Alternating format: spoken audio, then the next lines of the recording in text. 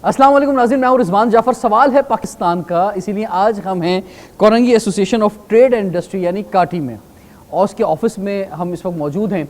और यहाँ पे कराची का जो एक बहुत बड़ा ये कोरंगी इंडस्ट्रियल एरिया है, इसके जो इंडस्ट्रियलिस्ट हैं इनको हमने यहाँ पे बुलाया है, हमारे साथ मौजूद हैं। इसलिए आज का प्रोग्राम बहुत अहम है कि पाकिस्तान की इकॉनमी के हवाले से इनकी क्या राय है, इस वक्त जो गवर्नमेंट की पॉलिसीज़ हैं उससे किस हद तक मुतमईन है, और इनका मुतमईन होना बहुत ज़रूरी है क्योंकि हम जो रोज़गार की बात करते हैं तो यही ज़रिया है रोज़गार देने का।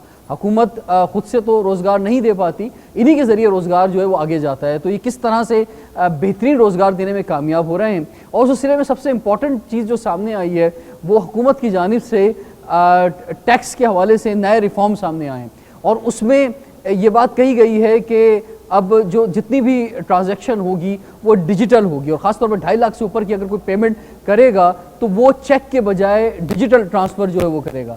तो क्या ये समझते हैं कि ये इस तरह से डिजिटल ट्रांसफ़र करना बेहतर है, या जो पहले तरीक़ेकार था और चेक के ज़रिए जो है पेमेंट होती थी वो बेहतर था, वो आसान था? अब क्या ये किसी मुश्किल में आ जाएंगे, या इससे जो है हुकूमत का जो ऑब्जेक्टिव है कि ज़्यादातर लोग टैक्स नेट में आ जाएंगे तो वो उसमें कामयाब हो जाएंगे? ये आज के प्रोग्राम में हम जानेंगे। बहुत ही अहम प्रोग्राम, बहुत ही अहम लोग हमारे साथ, तारुफ कराऊंगा। सबसे पहले हमारे साथ मौजूद हैं मोहम्मद सलमान असलम साहब। आप न्यूली प्रेसिडेंट हैं Korangi association of trade industry के, आपको खुशामदीद कहते हैं जनाब। हमारे साथ मौजूद हैं जनाब मसूद नकीस साहब, आप फॉर्मर प्रेसिडेंट हैं काटी के, मारूफ इंडस्ट्रियलिस्ट हैं, आपको खुशामदीद कहते हैं जनाब। शुक्रिया।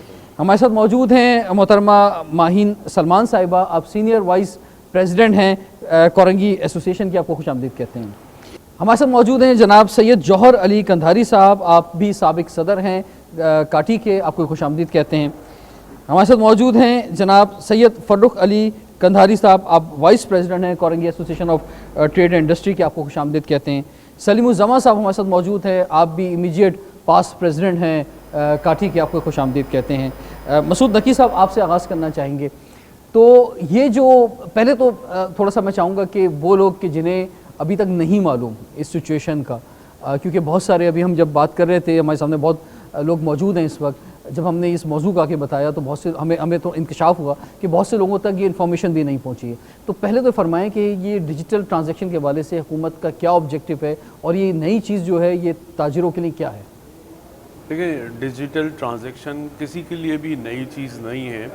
जो लोग सिर्फ लाखों में और हज़ारों में कारोबार करते हैं उनको भी डिजिटल ट्रांजैक्शन तो पता है, रोज़ाना की बुनियाद पे ये काम कर रहे होते हैं। नोटिफिकेशन या ऑर्डिनेंस जिसकी आप बात कर रहे हैं, जो कि सितंबर मिड में आया, उसमें अगर नॉन टैक्स पेयर्स का ताल्लुक़ है कि उनको नहीं पता, तो एक ऑब्वियस सी बात है, जब वो इस लूप में ही नहीं है और टैक्स पे ही नहीं कर रहे हैं, उनके पास NTN ही नहीं है, रजिस्ट्रेशन ही नहीं है, तो उनके पास ये शेयरिंग नहीं हो रही। वो न्यूसेंस जब होती है तो उसमें शामिल हो जाते हैं, उनको ये बात पता लग जाती है कि नई चीज़ आ रही है। और आम तौर पे सब लोगों को शायद ये वजाहत भी नहीं होती कि टैक्स का जो ऑर्डिनेंस आया है या जो क्लॉज है वो चाहती क्या है।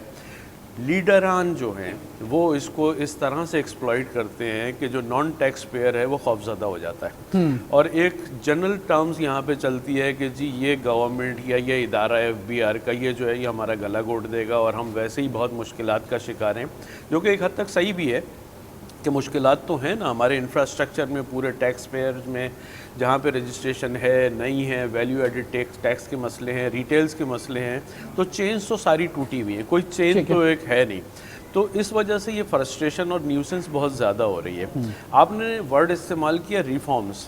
क्या कोई भी गवर्नमेंट या कोई टैक्स कलेक्शन का इदारा या दुनिया में कोई भी ऐसी जगह होगी जहाँ पे रिफॉर्म्स नहीं होते? रिफॉर्म्स होते हैं, रिफॉर्म्स होने चाहिए हैं।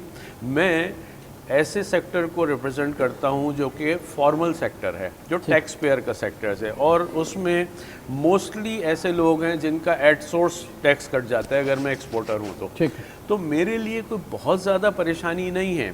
बट मुझे परेशानी अपने वेंडर्स की है। मेरे पास जो वेंडर्स हैं, जो मेरे सप्लायर्स हैं, वो उस चुंगल में फंसे हुए हैं जहाँ पे नॉन टैक्स पेयर्स और जहाँ पे डॉक्यूमेंटेशन नहीं है, जहाँ पे लोग जो हैं वो रजिस्टर्ड नहीं है, उनके पास NTN नहीं है। अभी जो बात की जा रही है वो ये है कि जनाब अगर 2.5 लाख से ऊपर की पेमेंट आप चेक के ज़रिए करते थे तो अब आप डिजिटल पेमेंट करेंगे, तो हुकूमत को प्रॉब्लम है क्या? अगर चेक से पेमेंट होती थी तो अब वो हुकूमत क्यों कह रही है कि भाई आप डिजिटल करेंगे? देखिए, चेक्स जो है ना वो घूम रहे होते हैं मार्केट में, चेक्स घूम रहे होते हैं और वो चेक्स जो है वो टप्पे खा रहे होते हैं। आम वर्ड में मैं आम लोगों के आम फहम के लिए इस्तेमाल करता हूँ कि अगर वो डायरेक्टली किसी पार्टी के नाम क्रॉस चेक नहीं है, अगर पार्टी के नाम क्रॉस चेक है तो वो डिजिटल पेमेंट के बराबर हो गया। बट अगर वो कैश का चेक है, वो क्रॉस भी है और वो मार्केट में मैंने इनको दे दिया, इन्होंने आगे दे दिया, इन्होंने आगे दे दिया और वो जाकर के किसी एक जगह पे कैश हो रहा है और उसके पीछे 10 ट्रांजैक्शंस हो चुकी हैं, तो ये तो कोई कायदा करीना नहीं है ना, काम का कारोबार का तरीका तो नहीं है ना। कारोबार का तरीका तो ये है कि आप छोटा कारोबार कर रहे हैं या बड़ा कारोबार कर रहे हैं, डॉक्यूमेंटेड होना चाहिए। उसके स्टेप्स एंड स्टेजेस हैं।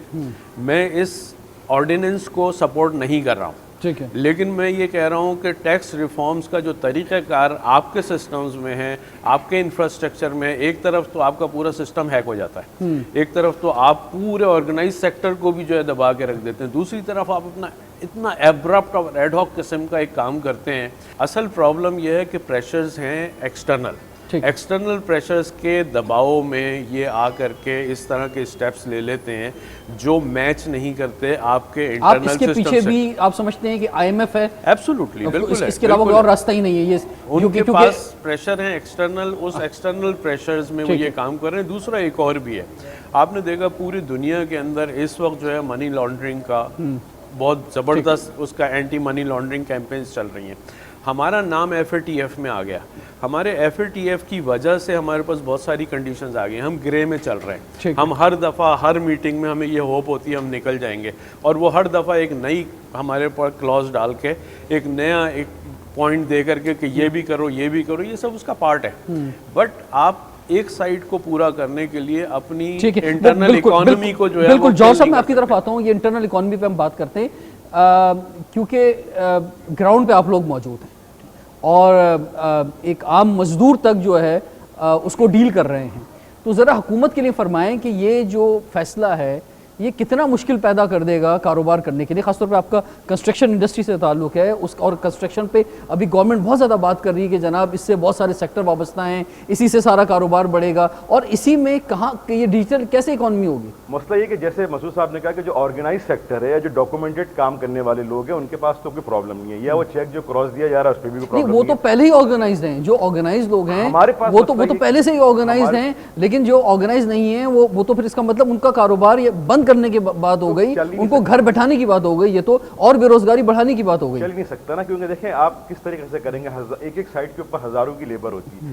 हर वो बिल्कुल इतने रफ एंड टफ लेबर है कि वो नोट तक नहीं गिन सकते, उनको मतलब कोई भी कोई गिन के उनको देता है सुपरवाइजर के तुम्हारे पैसे हैं, वो डिजिटल इकोनॉमी के सेटअप में कैसे आएंगे? नहीं, लेकिन इसमें एक और बात भी है कि जो अमाउंट है वो 2.5 लाख का है, तो वो तो इसका मतलब बड़ी ट्रांजैक्शन हैं। इसके अंदर एक चीज़ मैं और ऐड कर दूंगा, जो हमारा कारोबार है मस्लिम समझता हूँ पाकिस्तान में जितने भी कारोबार इस रीजन में चलते हैं वो क्रेडिट बेसिस पे होते हैं। नॉर्मली हम लोग 30 दिन 15 दिन महीने 2 महीने क्रेडिट पे माल लेते हैं, उस माल को सिक्योर करने के लिए जिसको जो हमारा सप्लायर है वेंडर है वो क्रॉस चेक हमसे लेता है, या अपने नाम पे चेक लेता है या चेक रख लेता है सिक्योरिटी के तौर पर। अब अगर वो चेक, और नॉर्मली उसकी यही ख्वाहिश होती है कि आप कैश क्रॉस कर दें ताकि वो आगे किसी और पार्टी को दे दें, तो अगर इस तरीके से इसमें हडल्स आएंगे तो डेफिनेटली फिर वो चीज़ें रुक जाएंगी। बहुत से लोग डरते हैं टैक्स नेटवर्क में आने के लिए, अपने पूरे अकाउंट डिक्लेयर नहीं करते, कुछ लोगों ने मखसूस अकाउंट के तहत काम कर रहे होते हैं जो कि कामी है, वो सबको आना चाहिए। लेकिन अगर इस तरीके से ऑल ऑफ सडन अगर इस पर इम्प्लीमेंटेशन की आप बात करेंगे तो मैं समझता हूँ कि थोड़ा सा इसमें प्रॉब्लम आएगी और ये चीज़ सक्सेसफुल इतनी आसानी से नहीं हो सकती। इसको ग्रेजुअली आपको लाना पड़ेगा ताकि लोग इस सिस्टम को समझें। लेकिन अगर हम कंपैरिजन करते हैं, दुबई को देखते हैं, हम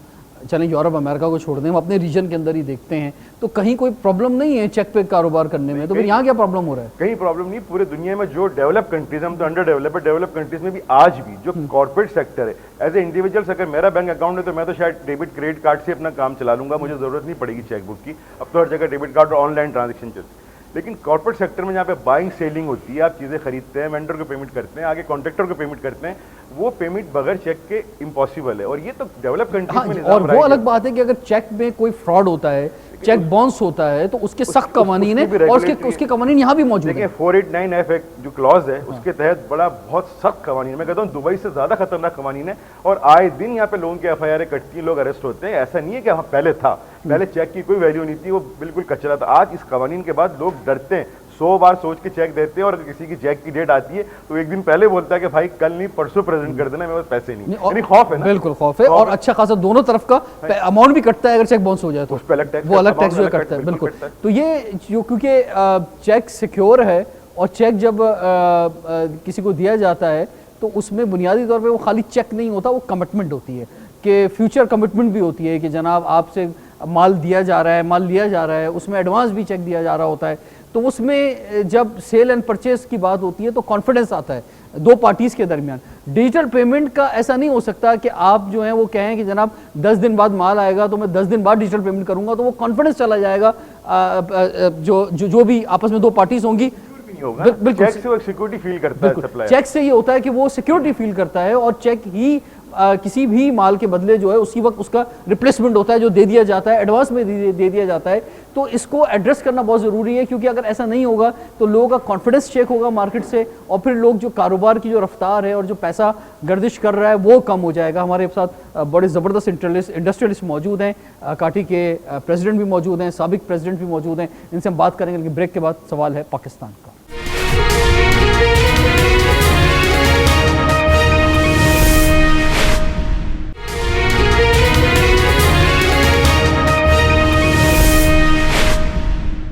वेलकम बैक। सवाल है पाकिस्तान का, इसलिए आज हमें Korangi association of trade and industry में हमारे साथ प्रेसिडेंट मौजूद हैं काटी के, जनाब मोहम्मद सलमान असलम साहब। सलमान साहब फरमाइए, आप क्या समझते हैं इस इशू को?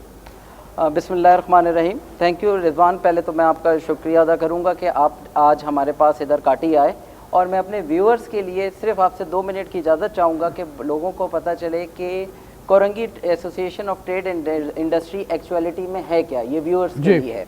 It is one of the leading trade association in Pakistan, और इधर आप पाकिस्तान की टॉप नॉच जितनी भी इंडस्ट्रीज़ हैं वो यहाँ पे एग्जिस्ट करती हैं। आप अगर बात करें FMCG की, तो यहाँ पे FMCG इंग्लिश बिस्किट से लेकर और मल्टीपल FMCGs यहाँ पे एग्जिस्ट करती हैं। यहाँ पे टॉप फार्मास्यूटिकल एग्जिस्ट करती है। यहाँ पे लेदर सेक्टर का पाकिस्तान का 40% of exports and revenue generate PTA का सेक्टर, यहाँ पे लेदर टेनरीज पाकिस्तान की सबसे बड़ी एग्जिस्ट करती है।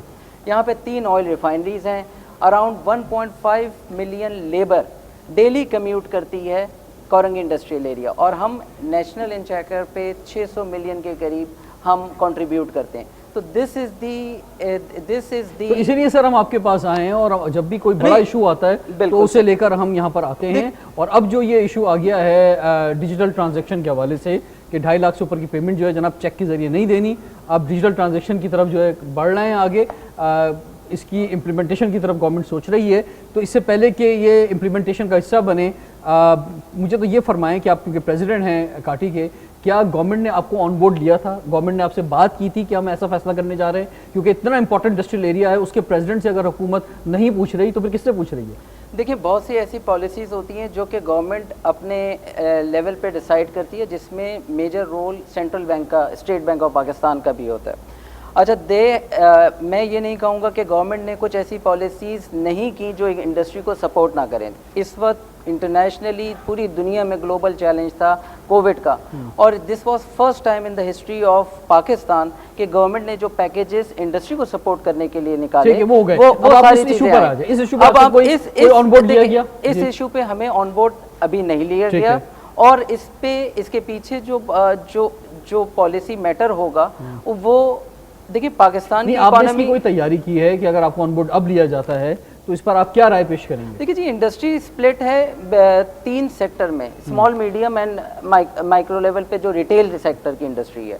अगर आप टॉप टियर इंडस्ट्री की बात करते हैं विच हैज़ डॉक्यूमेंटेड सेल्स और जो एक्सपोर्ट भी कर रही है और लोकल पेमेंट्स भी डॉक्यूमेंटेड कर रही है, उस इंडस्ट्री को आप उससे हटाते हैं तो उसकी वर्टिकली इंटीग्रेटेड इंडस्ट्री जो उसकी सप्लाई चेन की है उस पर इतना बड़ा इम्पैक्ट नहीं है। बट आपको पाकिस्तान की इकोनॉमी एज अ होल जो ट्रांसफॉर्म करने जा रही है, जिसके पीछे स्टेट बैंक के सर्टेन डायरेक्टिव्स हैं, उसकी बेस पे अगर ये डिसीजन लिया जा रहा है तो वो एक चैलेंज होगा, और वो ग्रेजुअली फेज आउट करके अगर गवर्नमेंट करे तो उस और लोगों को इंडस्ट्री के challenge, specially trade associations, chamber of commerce और FPC से सबको अगर ऑन बोर्ड हम लेते हैं, हम लोगों के हम हैं क्या, हम रिप्रेजेंटेशन हैं एक इंडस्ट्री की, तो हम उस लेवल पे जाकर उसके ग्रास रूट लेवल पे उसी वक्त काम करने की पोजीशन में आते ठीक है। हैं जब हम ग्रास रूट लेवल पे वो चैलेंजेस को फिगर आउट करते हैं। ठीक है, मैं आपकी तरफ वापस आता हूँ। सलीम उज़्ज़मा साहब, आप फरमाएं, आप साबिक सदर हैं काटी के, अभी भी आपका दौर ख़त्म हुआ है बस पिछले महीने ही,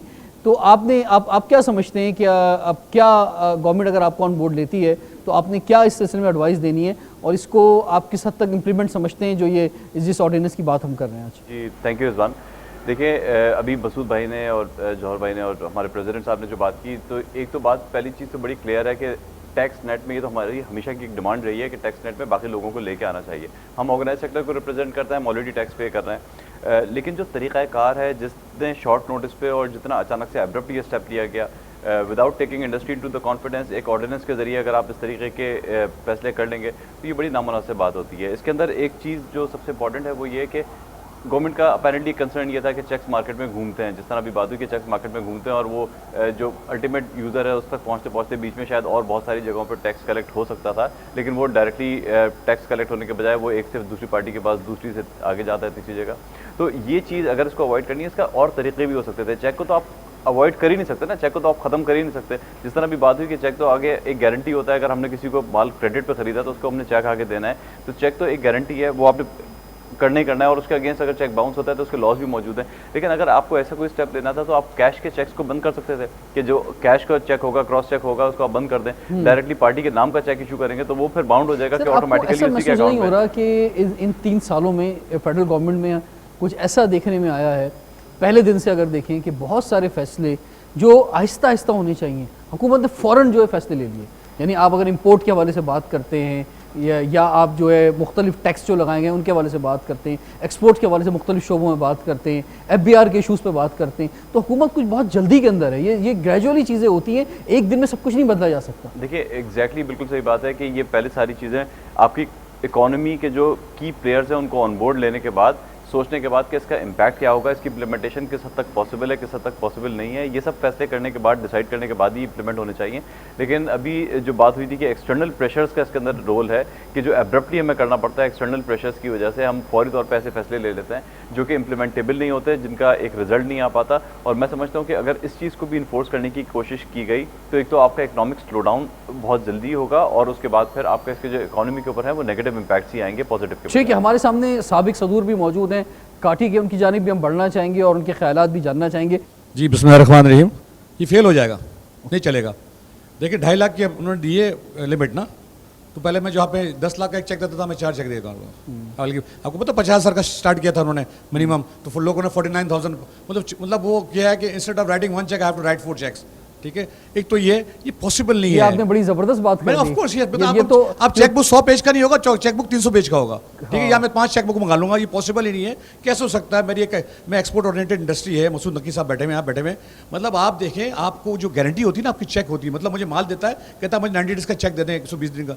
मैं डिजिटल, आपको पता है 2 महीने पहले तो आपका हैक हुआ था आपका FBR, तो ये तो मतलब मैं तो समझ में नहीं आ रहा कि हु आर सिटिंग मतलब गवर्नमेंट के कौन से हेल्प में बैठे हुए हैं और रातों रात फैसला करते हैं, ऑर्डिनेंस पास करके ऐसा कर देते हैं। ये अभी भी 1-2 हफ्ते पहले जो ताजिर बैठे थे IR मेंबर IR, उन्होंने कह दिया नहीं आपके मुतालबात मानेंगे, ये पॉसिबल नहीं है ये। ठीक है ना, आप 2.5 लाख का आपने लिमिट बांधी है, वो 2.5 लाख के चेक इशू करेंगे। ठीक है, एक दूसरी बात ये कि देखिए टैक्स के मैं तो खुद फेवर में हूँ क्योंकि हम तो एट सोर्स हमारा टैक्स करता है, टैक्स के नेट में आना चाहिए। ठीक है, देखिए एक चीज़ है कि आप ठीक है अभी आप कह रहे हैं कि बिजली और गैस का बिल ना, अभी आपने तो बिजली और गैस तो ऑलरेडी बहुत ऑलरेडी लोग पे कर रहे हैं। मेरे 60-70 हज़ार का बिल आता है मेरा। ठीक है, तो आप वहाँ से भी तो चेक कर सकते हैं भाई, जिसका 1-1.5 लाख बिल आ रहा है तो आप वहाँ पर भी तो चेक करें कम से कम। जिसका गैस का 10,000 या 20,000 आ रहा है तो आप वहाँ पर तो चेक करें, ट्रैवलिंग से चेक कर सकते हैं, बहुत सारी ऐसी चीज़ें हैं आप चेक कर सकते हैं उसको टैक्स नेट में लेके आने के लिए। मगर ऐसा नहीं है कि आप ऑर्डिनेंस पास किया और आपने कह दिया कि डिजिटल होना चाहिए। मतलब first world countries like America and Europe, हाँ मतलब वहाँ पे सारा काम चेक पे होता है। डिजिटल तो ये मेरे पास एक कार्ड पड़ा हुआ है, मैंने उसको पेमेंट करनी है नेट पे, मैं तो I am against this, you know. नहीं, उसमें कुछ गवर्नमेंट की फ्रस्ट्रेशन भी नजर आ रही है। गवर्नमेंट डराने की कोशिश करती है कि जनाब सिम बंद कर देंगे, आपकी बिजली काट देंगे आपके अगर एनटीएन में नहीं है। यानी ये सारे इदारे जो कि एनटीएन को देखते नहीं है उनके हवाले से हुकूमत बात कर रही है। थिंग इज दैट ये तो 3 साल पहले खान साहब की हुकूमत 3 साल होने वाली ना, ये तो वैसे स्टार्ट किया तो उस पर भी कहा था ये लेके आ रहे हैं, ये लेके आ रहे हैं। आपको पता है जब शब्बर जैदी साहब थे, ये होने वाला बेचारे 6 महीने 8 महीने बाद खुद भाग के चले गए बेचारे, परेशान होकर चले गए। It's not possible. देखिए वैसे ही आपने टारगेट ऑलरेडी 5.8 ट्रिलियन का टारगेट दिया है और हम माशाल्लाह जो है वो टारगेट पूरा कर रहे हैं। टैक्स नेट पे देखिए 22 करोड़ की आबादी, आपके 19 या 20 लाख लोग टैक्स देते हैं जिसमें सैलरी क्लास ज़्यादा है, ठीक है। आपका 9% GDP है, जबकि मैं समझता हूँ 16-17% होना चाहिए टैक्स टू GDP रेशियो ना, अदरवाइज मुल्क तरक्की नहीं कर सकता। वही IMF है, वो मसूद नकी साहब ने सही कहा कि एक्सटर्नल प्रेशर है। This is because of IMF other donors कि आप में ये कंडीशन डालते हैं ना। मगर मैं समझता हूँ कि देखिए आपने बहुत अच्छी बात की कि ऑन बोर्ड लिया आपने, किसी फेडरेशन को लिया आपने चैम्बर को लिया ऑन बोर्ड कि हम ये करने जा रहे हैं डिजिटल। ये चलेगा नहीं Rizwan, I am telling you, ये पॉसिबल ही नहीं है। 2.5 लाख रुपए के चेक इशू करेंगे लोग सारे। हाँ, जैसे पहले हुआ था ना, ये जैसे अभी उन्होंने स्टार्ट किया था जब खान साहब आए थे पहले, गवर्नर हाउस की मीटिंग, इस्लामाबाद मीटिंग, कुछ भी नहीं हुआ, टाटा फिश। और इसमें एक चीज और भी हो सकती है, 2.5 लाख के देंगे, उसके अलावा कैश भी देंगे लोग, कैश देखिए, कैश की तरफ चले जाएंगे ये आपका जो, और बल्कि बैंक्स के अंदर जो है ना पैसे लोग रखना छोड़ देंगे। ब्लैक इकोनॉमी आपकी ज्यादा है, 70% ब्लैक इकोनॉमी है। लोगों के पास अरबों करोड़ों रुपए पड़े हुए हैं, आपके पास 5,000 का नोट है, आप रखें 2 करोड़ रखें या 10 करोड़ रखें, आपको पता छोटा सा ब्रीफकेस होगा ये। तो ये होगा अनलेस एंड अनटिल आपको मेजर ऐसा स्टेप लेते हैं ना जिसमें वो भी खतरनाक है, वो भी इकोनॉमिकली खतरनाक है। अब देखिए आपकी इंपोर्ट बढ़ गई है, आपका टैक्स, आपको पेट्रोल बढ़ा रहे हैं, बिजली बढ़ा रहे हैं, अभी IMF ने कह दिया बिजली भी बढ़ा दो, ₹1.73 से बिजली बढ़ा दें, 5-5.5 रुपये आपका पेट्रोल बढ़ गया है। तो ये चीज़ें और इन आपकी पता, आपका ट्रेड डेफिसिट कितना ज़्यादा हो गया, बढ़ेगा तो सब कुछ मतलब बढ़ेगा। ये अब ये मतलब अच्छा डॉलर बढ़ते जाते हैं, हमारे कर्जा भी मतलब आपको पता है प्लस भी होता है। तो अनलेस एंड अनटिल मतलब देखिए ये सब चीज़ें हैं कि डिजिटल कर देंगे, ये कर देंगे। मैं समझता हूँ कि ये फ्यूचर मतलब ये ऐसी कोई चीज़ नहीं है जिससे जो है हम लोग घबराना शुरू कर दें या कुछ। मैं समझता हूँ कुछ होगा नहीं रिजवान साहब, ये आपको बता रहा हूँ। ये सारे फिर बैठेंगे, ये 1 महीने बाद 1.5 महीने बाद बैठेंगे, फिर वो कुछ मतलब they going to decide something else. That's my point is. ठीक, लेकिन फिर भी बहुत ज़रूरी है कि आप लोग बहुत इंपॉर्टेंट लोग हैं, आप सबको जो ऑन बोर्ड लिया जाए। तो माहीन सलमान साहिब, आप सीनियर वाइस प्रेसिडेंट हैं, आपका क्या ज़ाहिर ख्याल है इस मौजू पर? अस्सलाम वालेकुम, thank you Rizwan. The topic is very nice और इसमें जो अभी तक डिस्कशन हुई है दैट इज़ वेरी गुड कि we should have been taken on board, क्योंकि उसी के साथ जो है फिर अच्छी पॉलिसीज़ आप डिवाइस कर सकते हैं, बना सकते हैं।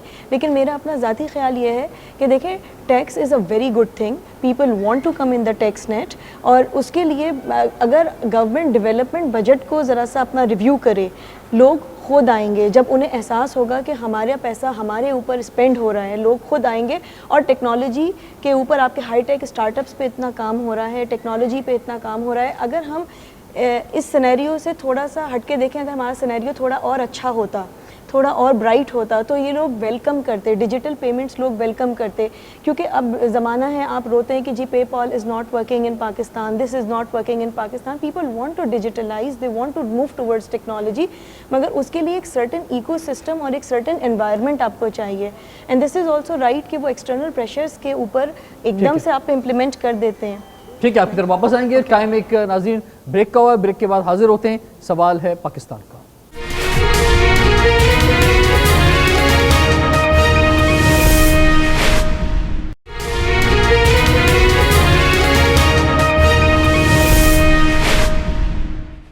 Welcome back. सवाल है पाकिस्तान का, इसीलिए आज हम हैं Korangi association of trade and industry में।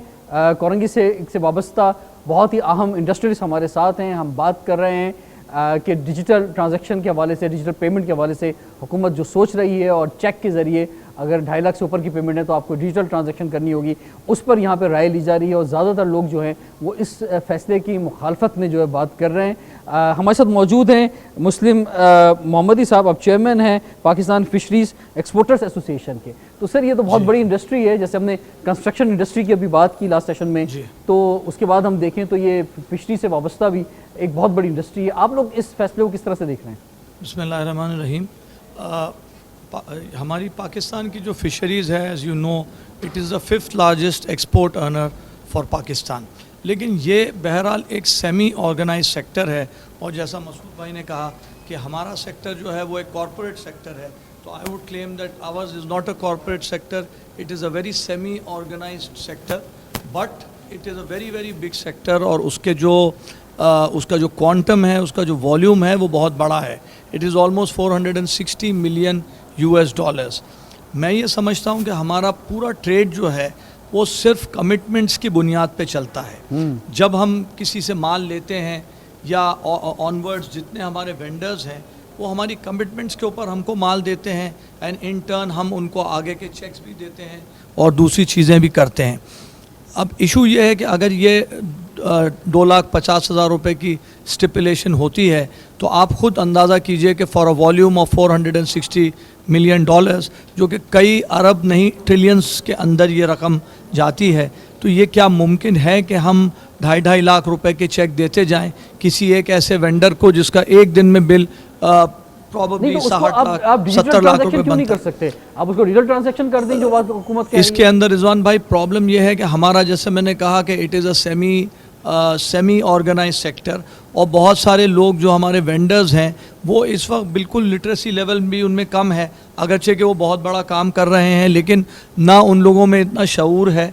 ऑफ कोर्स उनको आहिस्ता आहिस्ता सिखाया जा रहा है, हम लोग भी उनको एनकरेज कर रहे हैं कि आप अभी अपना NTN कार्ड बनाएं। कईयों के पास तो NTN के शिनाख्ती कार्ड ही नहीं है, NTN कार्ड्स और NTN नंबर्स नहीं हैं, but we are trying to educate them, but as you know in a very very illiterate sector it will take time. ठीक है, उसमें क्या है कि इसके दो पहलू हैं। एक तो है इसका ऑब्जेक्टिव बहुत क्लियर है and we support them. Anybody who is a true Pakistani will support the objective. क्या टैक्स कलेक्ट करो, नेटवर्क बढ़ाओ, लोगों से पैसे कलेक्ट करो कि हमारे मुल्क के अंदर काम आ सकें। This is clear. अब ऑब्जेक्टिव के बाद अगली चीज़ आती है implementation, processes which we implement कि उससे टैक्स कलेक्ट हो सके। उसके अंदर ये एक इम्प्लीमेंटेशन है। एक इससे पहले 50,000 का आया था कि जी विड्रॉ करेंगे तो 0.6 लगेगा, ये 2.5 लाख रुपए के ऊपर की ट्रांजैक्शन आप डिजिटली करें, ये एक प्रोसेस है। This will not work sir. You have to see Pakistan जो कि 22-25 करोड़ का आबादी है, उसके अंदर बहुत चंद लोग हैं, बहुत स्मॉल परसेंटेज जो डिजिटल बैंकिंग का मतलब समझेगी, जो ऑनलाइन ऐप पे जाके पहले अकाउंट खुलवाएगी, उन बैंकों में अकाउंट खुलवाएगी जो ऑनलाइन ऐप्स और ऑनलाइन ERPs और सॉफ्टवेयर्स को पहले करते हैं, फिर उनको इम्प्लीमेंट करेगी। ये पॉसिबल नहीं हो सकेगा। क्या कॉन्फिडेंस है लोगों को कि एक तो पहला ये होता है कि अगर आपने अपना अकाउंट ओपन किया है तो डिजिटल को आपको अलग से ओपन करवाना पड़ता है, फिर उसके अंदर अमाउंट का एक लिमिट का भी मसला होता है।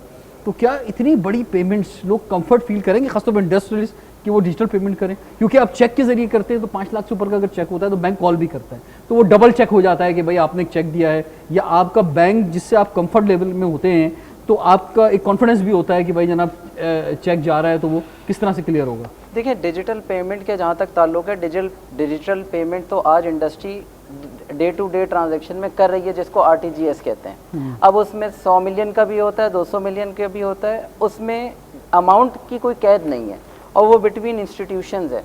अच्छा, जहाँ पे जैसे अभी फ़ारूक ने कहा कि हमें ग्रास रूट लेवल पे एक सर्टन सेक्टर को देख रहे हैं ना, मसूद भाई ने भी जैसे स्टार्ट ऑफ डिस्कशन में भी बात करी कि ये पैसे नीचे कहाँ कहाँ से मूव हो रहे हैं, उस सेक्टर को एक कॉन्फिडेंस देने की बात है, जहाँ पे 70% ऑफ इकोनॉमी जो रिप्रेजेंट करती है कि वो इस सेक्टर को एब्जॉर्ब किस लेवल पे करती है और कितनी जल्दी करती है। डिजिटल पेमेंट से कोई इतना हमें कोई डिसएग्रीमेंट नहीं है। डिजिटल पेमेंट तो आज भी इंस्टीट्यूशंस के बिटवीन हो रही है। आज से 4 साल पहले डिजिटल पेमेंट नहीं थी, ये आप नोटिफाई करें। RTGS आज से पहले सोच नहीं थी कि हम चेक क्लियरिंग के या सेम डे क्लियरिंग में जाते थे, बट अब आप अपनी कंपनी का लेटर हेड भेजें, आप अपने पर्सनल अकाउंट का लेटर भेजें, आप सलीम जमा के अकाउंट में पैसे आप 10 मिलियन रुपए भी भेज सकते हैं और वो फौरन चले जाते हैं।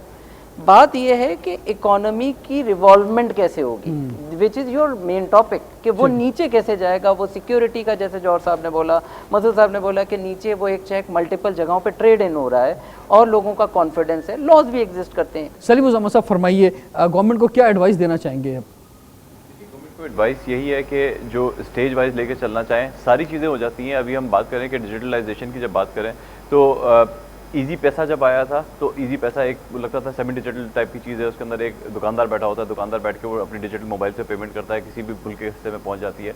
आज आप देख लें कि आज वो इतना कॉमनली एक्सेप्टेबल हो गया मेथड कि वो आज लिटरली वो पान वाला बैठा हुआ होता है, पान वाला बैठ के उसको डिजिटल पेमेंट कर रहा होता है। तो डिजिटल पेमेंट आपकी चल रही है, एक आहिस्ता आहिस्ता एक्सेप्टेबिलिटी भी आ रही है, लेकिन ये ग्रेजुअल प्रोसेस होता है, ये एब्रप्ट प्रोसेस नहीं हो सकता। इसको आपको तरीके से लेकर चलना पड़ेगा, लोगों को आपको साथ में ऑन बोर्ड लेना पड़ेगा। इंडस्ट्रियल एसोसिएशन डिजिटल तो आहिस्ता आहिस्ता आगे बढ़ रहा है। इवन किसी को अर्जेंट पेमेंट अगर आपने करनी है तो बेस्ट वे आप चले जाएं, लेकिन असल बात इंडस्ट्री की है कि जो कारोबार चल रहा है उसमें जो ट्रांजैक्शन हो रही है, वो जो आगे पूरा एक सर्कल चल रहा है, माशरे में जो पैसा गर्दिश कर रहा है, वो इस फैसले से कहाँ पे जाएगा? देखिए, ये सबसे बड़ा इंपॉर्टेंट सवाल ही यही है कि जो आपकी जो इकोनॉमी चल रही है, आपकी इकोनॉमी के अंदर एक एब्रप्ट डिसीजन लेने से एक स्लो डाउन आ जाएगा। उसकी वजह ये है कि आपके जो सप्लायर्स हैं जिनको आज हम एक क्रॉस चेक के थ्रू पेमेंट कर देते हैं, बाद की डेट की पेमेंट कर देते हैं, जिस तरह मेरी आपको मैंने पहले भी कहा था, मैं आपको यही एडवाइस देना चाहूँगा गवर्नमेंट को कि अगर आपको इसके ऊपर पाबंदी लगानी थी तो आप कैश के क्रॉस चेक्स के ऊपर पाबंदी लगा दें कि कैश के क्रॉस चेक्स एक्सेप्टेबल नहीं होंगे, बैंक उनको ऑनर नहीं करेगा। आपको डायरेक्टली पार्टी के नाम की पेमेंट्स करनी होंगी, लेकिन आप इस चीज़ को इन्फोर्स नहीं कर सकते। ठीक है, जौहर साहब फरमाइए, गवर्नमेंट को क्या एडवाइस करेंगे?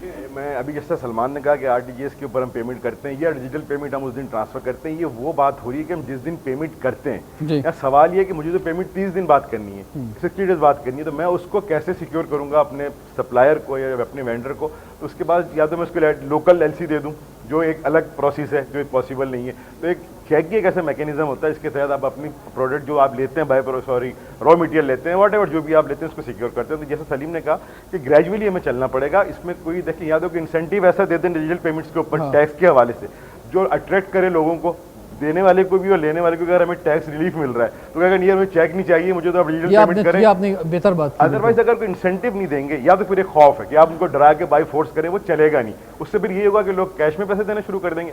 आज भी कैश पे हमारी बहुत बड़ी, हमारा फूड सेक्टर जो है, खासतौर पे जो रॉ मटेरियल का जो हमारी प्रोडक्ट्स यहाँ पे आती हैं, जो हमारी क्रॉप के काम है, जो गांव देहातों से प्रोडक्ट आती है, गंदम, चावल, चीनी, आटा, ये सब कैश के ऊपर होता है। वहाँ कितने लोग पाकिस्तान में स्मार्टफोन यूज़ करते हैं? लोग अभी भी एनालॉग फ़ोन यूज़ करते हैं पुराने वाले, टाइम लगेगा आता है। मगर वैसे कहा कि वो पेमेंट जो पहले ईजी पैसा लोग समझ नहीं सकते थे, आज आपका जो मिडिल क्लास, जो लोअर क्लास के लोग हैं, जो लेबर क्लास है, वो सारा काम ही उस पर कर रही है, उनको टाइम लगा सीखने में। तो इस टाइप को अगर आपको इमीडिएटली इसके इंप्लीमेंट चाहते हैं तो आप इंसेंटिव। ठीक है, बहुत शुक्रिया मसूद नकी साहब। आपने देखा कि मुख्तलिफ सेक्टर के लोगों ने इस पर अपनी रिजर्वेशन पेश की कि उनके साथ क्या इशूज़ हैं, और उसमें अब वो तो कहते हैं ना, कानून पहले कानून बाद में बनता है, उसका तोड़ पहले बन जाता है। तो लोगों ने उसके हल भी बताने शुरू कर दिए कि जनाब हम क्या करेंगे, आप 2.5 लाख की बात कर रहे हो, मैं तो 2,40,000 के चेक बनाने शुरू कर देंगे। तो अब आप क्या इसको कैसे कंक्लूड करेंगे, गवर्नमेंट को क्या एडवाइस करेंगे? देखिए, मैं एडवाइस से पहले एक बात पॉइंट आउट करना चाहूँगा। ये वाइस प्रेसिडेंट काटी ने एक बात की कि जी ऑब्जेक्टिव क्या है इन सारी चीज़ों का। मैंने इन सब लोगों से सारे से बात सुनी, किसी एक आदमी ने तो ये कहा नहीं कि हम टैक्स नहीं पे करेंगे, किसी एक आदमी ने ये नहीं कहा कि जी हम रजिस्टर नहीं होंगे, हम NTN नहीं लेंगे, कोई ये बात नहीं कर रहा। जो बात कर रहे हैं वो समझने वाली है कि जिस तरीक़ेकार से आप चल रहे हैं। अब एडवाइस की तरफ आते हैं। एडवाइस जनाब ये है, सबसे पहले काम तो ये ऑर्डिनेंस क्यों निकालने की ज़रूरत पड़ी आपको, ये एक्ट क्यों नहीं बनाया आपने? आप इनसे एक्सपेक्ट कर रहे हैं कि ये जो आप बोलोगे वो राज़ी हो जाएंगे, आप लेजिस्लेशन में क्यों नहीं गए? कानून बना देते ना आप, बिल्कुल आप एक्ट बना के ले गए थे, 90 दिन बाद क्या करेंगे आप? तो सबसे इम्पॉर्टेंट सवाल ये है कि आप किस खौफ में डालना चाह रहे हैं, किस कम्बरसम प्रोसीजर में डालना चाह रहे हैं, लोगों के कारोबार को क्यों डिस्टर्ब करना चाह रहे हैं। ये सेटअप आपके पूरे कंट्री का सेटअप पूरी दुनिया में है, ऐसे चलता है कई जगहों पे, लेकिन स्टेप बाय स्टेप रिफॉर्म्स आते हैं, लोग बहुत आगे निकल गए, दुनिया बहुत आगे निकल गई। हमारे लिए ये डिजिटल पेमेंट और चेक की पेमेंट ये बकवास बातें हैं, हमें एक्चुअली टैक्स नेट को करना चाहिए। सो नंबर 1 कि जी लेजिस्लेशन में जाइए, 90 दिन बाद क्या करेंगे? 90 दिन बाद जो है ये ख़त्म हो जाएगा। आप करा सकोगे लेजिस्लेशन? अगर आप करा सकते होते तो आप लेके आते। तो ये एक्ट से लोगों को हरासा नहीं करे, ये हरासमेंट है। नंबर 2, एक बात हो रही है जी मेरा प्रोफाइल क्या है। आपके पास आज सिम कार्ड का बिल कोई डाटा छुपा हुआ नहीं है, इलेक्ट्रिक बिल डाटा छुपा हुआ नहीं है, गैस बिल डाटा छुपा हुआ नहीं है, कोई चीज़ तो बग़ैर CNIC नंबर के, बग़ैर बायोमेट्रिक्स के, बग़ैर NTN नंबर के नहीं हो रही है। मेरा कनेक्शन के इलेक्ट्रिक का या गैस का या किसी भी कनेक्शन को आप लिंक कर दो ना मेरे CNIC से या NTN से, और प्रोफाइल आप चेक करना शुरू कर दे। जिस दिन आपने प्रोफाइल बेस्ड टैक्सेशन शुरू कर दी, मेरा ये सब जो मेरे पास इलाज है ना हर चीज़ का कि ब्लैक इकोनॉमी बढ़ जाएगी, ऐसे तो बढ़ेगी। लेकिन अगर मैं तो जा कर के मैं ट्रैवल भी कर रहा हूँ, मैं टिकट लेने जा रहा हूँ, तो मैं PIA का टिकट लूँ या इंटरनेशनल एयरलाइन का टिकट लूँ, तो मेरा तो वहाँ पे डाटा जा रहा है, मैं उसके बगैर कर नहीं सकता। मैं कोई भी चीज़ लेता हूँ मुझे जा कर के अपनी ID बतानी पड़ती है, बगैर ID के कुछ काम नहीं हो रहा। कोई कनेक्शन जहाँ पे है, आप बजाय इसके बोले गैस कनेक्शन काट देंगे, आप बोले बगैर NTN के गैस कनेक्शन नहीं मिलेगा या बगैर CNIC के गैस कनेक्शन नहीं हो सकता। वो शोबे के जो टैक्स नेट में नहीं आते, मिसाल के तौर पर हमारा जो पूरा ज़मींदारी सिस्टम है वहाँ पर भी ट्यूबवेल्स चल रही हैं, वहाँ पर भी गैस कनेक्शन है, वहाँ पर भी जो है वो बिजली मौजूद है, डीजल वो भी खरीद डीजल वो रहे भी हैं, खरीद रहे हैं, बिल्कुल ट्रैवल वो भी कर रहे हैं, गाड़ी वो भी खरीद रहे हैं, गाड़ी रजिस्ट्रेशन होने जा रही है, उसकी आमदनी जो है वो 2 लाख रुपए टैक्सेशन की है, गाड़ी उसने 1 करोड़ रुपए की रखी हुई है। ये प्रोफाइल्स निकालें और इन प्रोफाइल से उन लोगों के ऊपर टैक्स लगाना शुरू करें जो कमा रहे हैं, टैक्स नहीं दे रहे। तो my suggestion, my advice to the government is ad hoc arrangement बंद कर दें, प्रोफाइल से चलें। अगर मेरा प्रोफाइल 10 लाख रुपए वाला टैक्स वाला है ना, मेरे से सवाल कर लें ये पैसा कहाँ से आया। सिंपल सी बात है, बजाय इसके कि हर आदमी को हरासा करना शुरू कर दें। जो कोविड में मर गया, जो बच गया उसको आप इससे मार दोगे, तो इसके बजाय आप लोगों के प्रोफाइल देखें जिनकी आमदनी हो रही है, जिनके एक्सपेंस हो रहे हैं, उनको ले लें। जी बहुत बहुत शुक्रिया। मैं तमाम कोरंगी इंडस्ट्रियल एरिया के तमाम इंडस्ट्रियलिस्ट जो हमारे साथ आज मौजूद हैं, प्रेसिडेंट साहब, आपकी टीम, आप सबका हम शुक्रिया अदा करते हैं। आपने ज़बरदस्त ख्यालात का इजहार किया और बल्कि असल तो गवर्नमेंट के सपोर्टर आप लोग हैं। आपकी वजह से इंडस्ट्री चल रही है, टैक्स चल रहा है, रोज़गार जो है चल रहा है, तो आपको ऑन बोर्ड लेना हुकूमत का बहुत ज़्यादा ज़रूरी है। हम समझते हैं कि बहुत जल्द हुकूमत जो है वो आपको ऑन बोर्ड लेगी इस सिलसिले में, और चेक का जो सिस्टम मौजूद था उसको बेहतर अंदाज में करते उसी को आगे बढ़ाएगी, ना ये कि लोग और मुश्किल के अंदर आ जाएं। आसानियाँ देनी है हमने अपने कारोबारी लोगों को, ताकि कारोबार आगे बढ़े और इंडस्ट्री आगे बढ़े, रोज़गार आगे बढ़े। रिजवान जाफ़र को इजाज़त दीजिए। सवाल है पाकिस्तान का।